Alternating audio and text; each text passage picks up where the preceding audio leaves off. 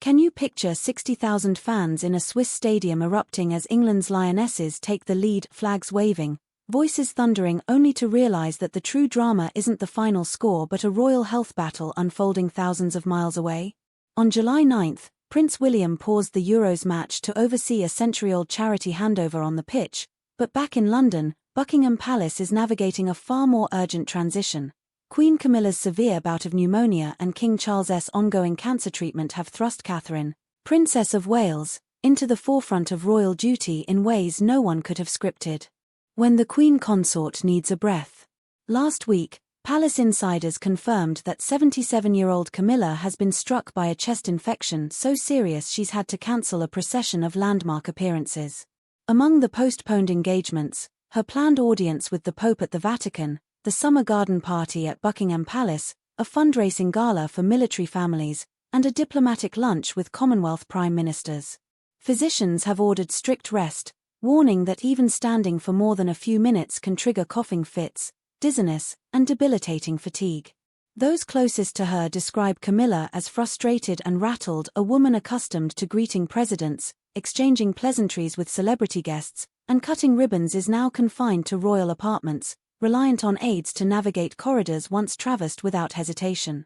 A princess forged in fire.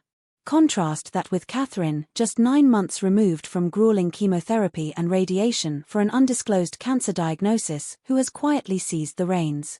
In an unusually candid springtime broadcast, she shared how chemo left her barely able to pour a cup of tea.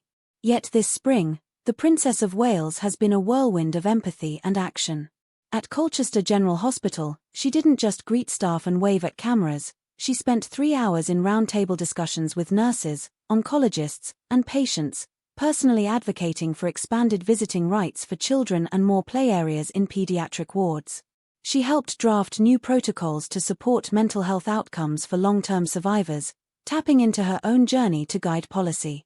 One consultant remarked, "I've met many VIPs, but rarely one who listens, empathizes, and drives change with such focus." A king's silent struggle.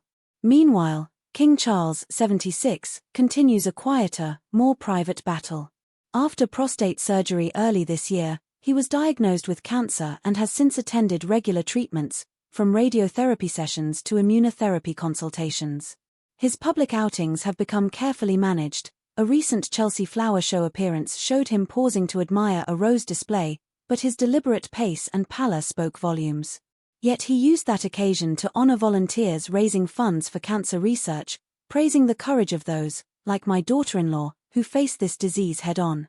His words carried the gravitas of shared experience, signaling that in this palace chapter, the crown must endure even amid personal trials. Camilla versus Catherine, a tale of two calendars. The divergence in responsibilities is stark. Camilla's official diary now lists only seated receptions, private dinners, and one-to-one audiences, far from the high-visibility state visits and grand ceremonial duties she once led. Her most recent public role was delivering a short address at a literacy charity luncheon, seated throughout, with throat lozenges at her side.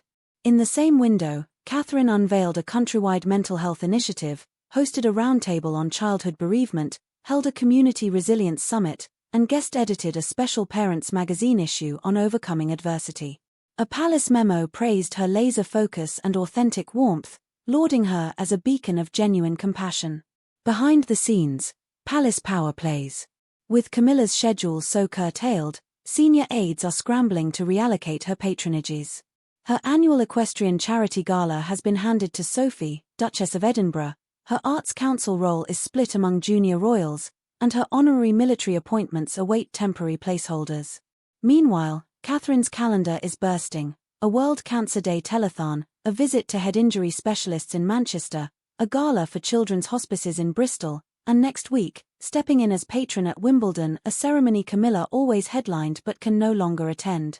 It's an unspoken handover of the monarchy's people-facing duties, driven by necessity and steered by Catherine's energy. The human cost. These aren't just royal headlines, they mirror real lives. Many viewers, particularly those 55 and older, understand the exhaustion of caregiving, nights spent monitoring oxygen levels, days balancing hospital runs with work and family, the quiet fear of every cough or missed appointment. When Catherine kneels to comfort a child at a hospice, or grips the hand of a veteran reliving trauma, she channels the same resilience that families across Britain summon every day. Public sentiment, a shifting tide. The public response has been telling. Recent polls show 68% of Britons rate Catherine's post-treatment public work positively, compared to 42% for Camilla's curtailed appearances. Social media campaigns like #KateCares and #WhereIsCamilla trend alongside tabloid headlines decrying a queen consort in retreat. Even traditionalist circles whisper about a generational pivot as palace strategists draft internal memos on long-term succession planning that no official bulletin ever mentions. The question on everyone's mind, in an era hungry for authenticity, which royal will emerge as the monarchy's true face? High stakes at Wimbledon. Next week's Wimbledon will be more than a sporting spectacle, it will highlight a monarchy in flux. As patron of the All England Club, Camilla traditionally presents the bouquet to the women's singles champion. This year, those flowers will be in Catherine's hands. Expect her signature approach: pop-up community courts in underserved neighborhoods, adaptive tennis clinics for those battling cancer, and surprise visits to wheelchair tennis workshops. Her presence won't feel like mere ceremony, it will feel like solidarity, an embodiment of service over spectacle. What this means for the monarchy. We stand at a crossroads.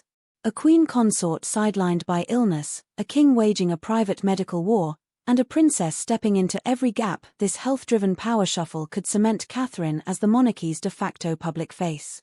When broadsheets lament Camilla's retreat and social feeds pulse with "Long live the princess," the narrative solidifies. In a world craving compassion, the crown's strength lies not in lineage alone but in demonstrated empathy under fire.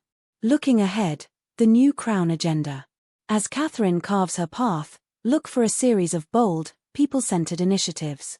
Healing Through Sport campaign, leveraging tennis and football to support mental health recovery, with community tournaments and veteran training sessions. Community care corners, transforming unused palace grounds into urban gardens and pop-up clinics for therapy sessions and support groups. Digital outreach program, an app connecting families facing illness with royal-endorsed resources, peer support networks, and virtual meet-and-greet opportunities. These endeavors signal a monarchy that adapts, innovates, and stays relevant by meeting people where they are in hospital wards, community centers, and online circles. Your role in this royal drama. This isn't idle gossip, it's a mirror to our collective resilience. Have you supported someone through pneumonia or cancer? Felt the weight of watching a loved one in medical limbo? Share your story in the comments. Whose journey, Camilla's battle or Catherine's comeback, resonates with your own? Do you believe the Princess of Wales is the right person to guide the crown through these trials, or do you long for the steady hand of the Queen Consort? Let us know, because your voice shapes this unfolding chapter of history. If you believe compassion must lead service, if resilience deserves the spotlight, hit like, subscribe, and ring that bell. Royal duties aren't just about protocols and pageantry, they're about people. And in this moment of vulnerability, the crown's true strength will be measured not by jewels, but by hearts held, lives uplifted, and the courage to lead when health falters.